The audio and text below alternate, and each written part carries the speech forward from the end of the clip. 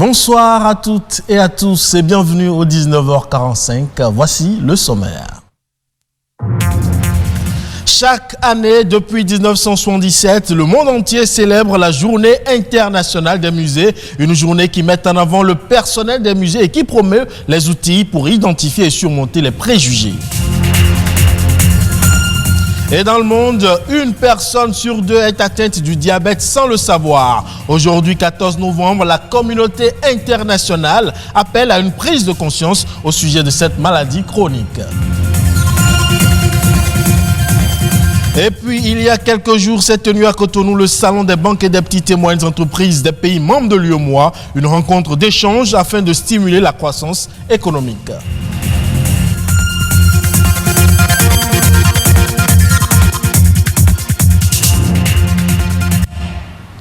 On célèbre aujourd'hui la Journée internationale des musées, une journée qui met l'accent sur le rôle des musées en tant qu'acteurs actifs dans les communautés. Habituellement célébrée le 18 mai de chaque année, l'édition 2020 a été reportée à ce jour, 14 novembre, en raison de la crise sanitaire de la Covid-19. Suivons cet élément qui nous parle des musées. Marius Félix Dakbogan est conservateur de ce musée. C'est lui le maître de ce coin de l'histoire du Bénin. La valeur de cette divinité. Il connaît les œuvres exposées ici sur le bout des doigts. Des ricades, des sabres et des objets de culte fonds qui retracent l'histoire du temps romain. Toute l'identité d'un musée. Un musée, c'est un espace dans lequel sont présentés un ensemble d'œuvres ou d'objets historiques. Et c'est un espace dans lequel on raconte une ou des histoires, complètes ou incomplètes, et qui permet aux visiteurs de découvrir une partie de l'histoire. Un morceau de l'histoire souvent méconnu ou mal compris. Et c'est le cas de ce musée qui est le reflet d'un passé glorieux raconté à travers les ricades.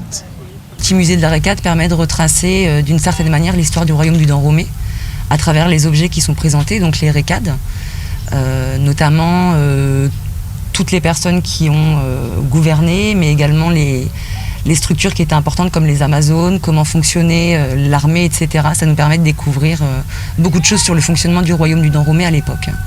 Au-delà de l'histoire qu'ils peuvent donc raconter, les musées apparaissent aujourd'hui plus qu'hier comme des lieux par excellence d'échanges culturels. Peu d'endroits dans le monde sont plus éducatifs que les musées. On se rend compte que le royaume du Dahomey est évidemment au programme et beaucoup d'enseignants ont utilisé le musée comme un complément pédagogique pour permettre aux enfants de développer ce qu'ils ont vu en classe de manière un peu plus pratique et technique. Donc absolument, le musée, les musées peuvent être des outils pédagogiques. Néanmoins, il est important de mettre en place des outils adaptés selon les publics que l'on accueille. On ne présente évidemment pas le musée de la même façon s'il s'agit d'enfants ou d'adultes. Ainsi, les musées affichent et décrivent des souvenirs traumatiques et encouragent à penser au-delà de son expérience personnelle. Les musées peuvent permettre de prendre du recul sur certains fragments de l'histoire. Il y a tous les pays, tous les peuples ont eu des histoires douloureuses. Et je pense que les musées permettent de porter à la connaissance des publics ces histoires et de pouvoir aussi insuffler de la complexité, de pouvoir insérer des choses qui ne sont pas nécessairement dans les livres, ou tout du moins de pouvoir appréhender ces histoires complexes à travers d'autres moyens de connaissance, que ce soit des objets, que ce soit des textes, des photographies, plein de choses, donc oui. La célébration de la Journée internationale des musées offre donc l'occasion d'accepter le passé et d'établir un dialogue pour aider à réconcilier les souvenirs. Et si les musées constituent un important moyen d'échange culturel et d'enrichissement des cultures, leur préservation est aujourd'hui un enjeu majeur de développement du tourisme. C'est ce que nous dit ce gestionnaire de musée, Pakoum Alomakwe. Aujourd'hui au Bénin, quand nous faisons le point, nous avons deux types de musées. Il y a les musées privés, donc mis en place par des personnes physiques simples, citoyens béninois ou étrangers. Et nous avons des musées publics, donc mis en place par l'État. Sur tout le territoire national, d'une proportionnalité qui varie selon les communautés ou les localités. Et nous avons des musées au sud comme au nord, et environ une trentaine. 2 actions à faire. La première, c'est de renforcer les ressources humaines, enfin le personnel qui s'occupe de la gestion des musées. Première chose. Et ça, c'est propre ou interne au musée en tant qu'institution. Et quand on dit renforcer, c'est de recruter, de renforcer la capacité de ceux qui travaillent déjà sur le terrain en termes de médiation culturelle, en termes de conservation culturelle, en termes de création et d'innovation en matière de protection et de conservation et de diffusion des objets culturels. Mais il y a une action externe à faire. Ça consiste à travailler sur la conscience des citoyens béninois à consommer et aller vers le musée. C'est vrai, il y a un lien entre les 2 actions parce que c'est lorsque les musées sont bien gérés et bien conservés et bien ouverts au public avec des services de bonne qualité que ça va attirer les visiteurs.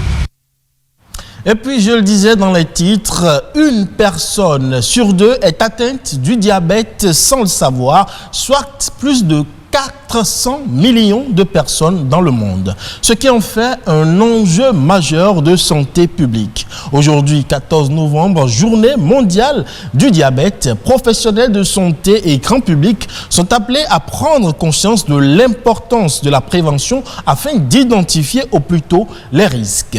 Le diabète, cause et traitement, c'est un sujet de Amandine Agnambossou. Vous avez une soif intense, des urines abondantes ou encore vous constatez un amaigrissement rapide. Eh bien, vous souffrez du diabète, une pathologie due à un excès de sucre dans le sang. Le diabète, c'est une maladie chronique caractérisée par une hyperglycémie, c'est-à-dire un taux élevé de sucre dans le sang. Et cela résulte soit d'un défaut de sécrétion de l'insuline par le pancréas ou bien d'un défaut d'action de l'insuline. Il existe plusieurs types de diabète, mais la forme la plus fréquente est le diabète de type 2. Il représente du moins 90% des cas de diabète.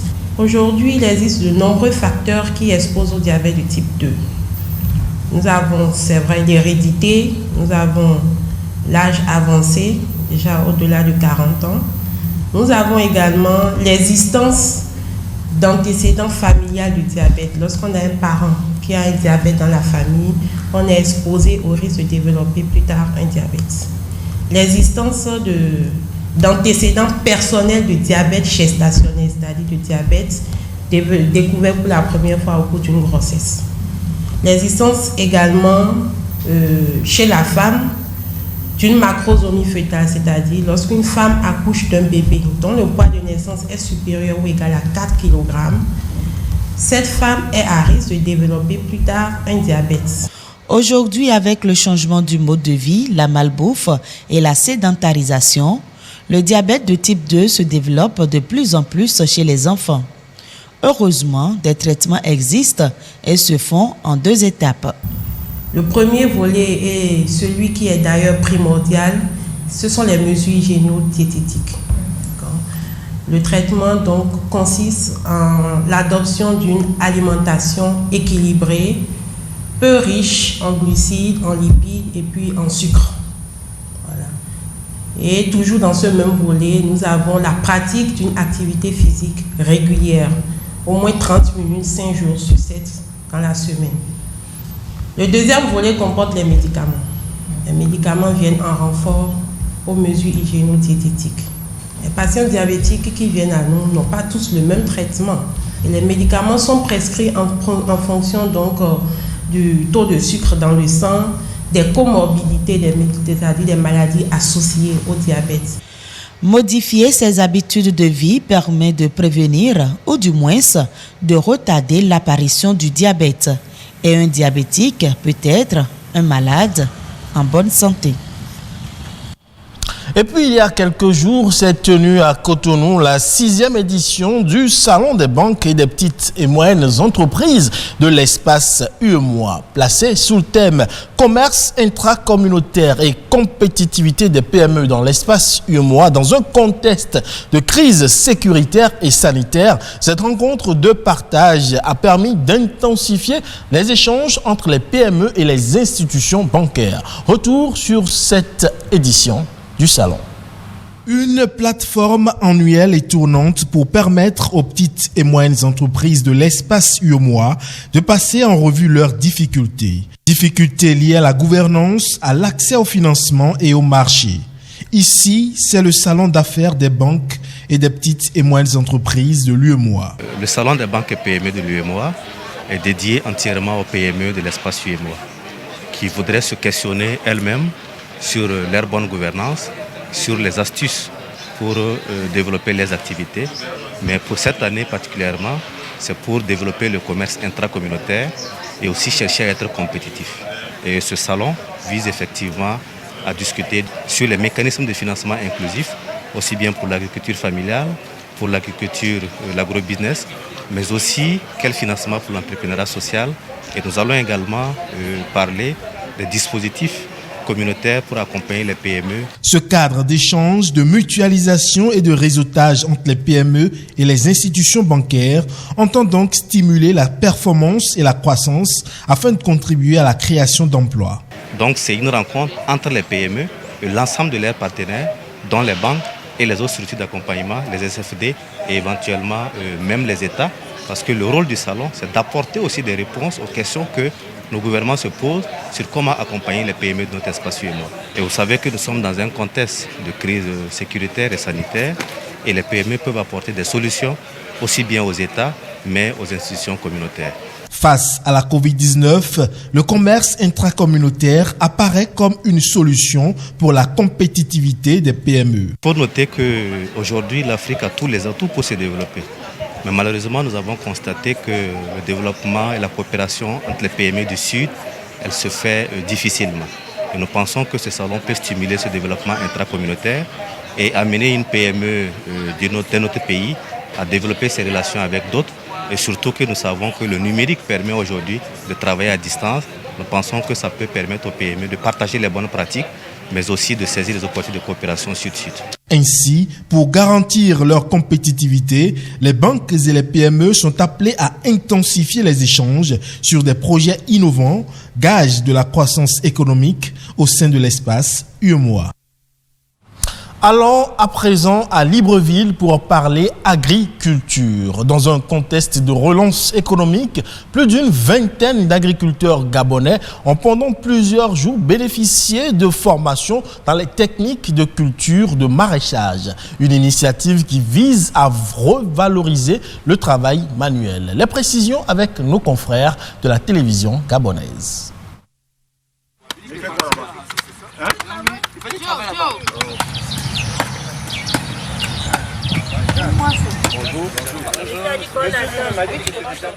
Les techniques de maraîchage ne seront plus un secret pour ces 22 agriculteurs qui, pendant plusieurs jours, ont bénéficié d'une formation technique avec les experts de l'Institut gabonais d'appui au développement. Il s'agit d'une formation pratique sur les techniques de base du maraîchage. Donc c'est une formation qui se fait en deux phases. Une phase d'initiation qui dure à peu près 2 semaines, une phase de spécialisation qui dure aussi 2 semaines. Donc on est à la première phase, la phase d'initiation, où on voit les techniques de base, c'est-à-dire que les thèmes comme la confection de la planche, la réalisation des pépinières, les semis et répliquages, les travaux d'entretien des cultures et la protection des cultures. Dans un contexte de relance économique, cette initiative permet de revaloriser le travail manuel. Pour les apprenants, c'est un coup de pouce non négligeable. Il faut d'abord dire que moi je suis très passionné par l'agriculture maraîchère. J'ai décidé de suivre cette formation pour être autonome, pour ouvrir une entreprise agricole à la longue. Nous avons vu l'épandage et l'enfouissement des éléments organiques et des engrais minéraux. Nous avons parlé de la mise en forme et la préparation du lit de semences. L'éducation, un trésor est caché dedans, comme le souligne une célèbre fable de La Fontaine. Ce trésor pourrait bien servir car cette formation permettra à ces agriculteurs de relever un défi et d'être autonomes.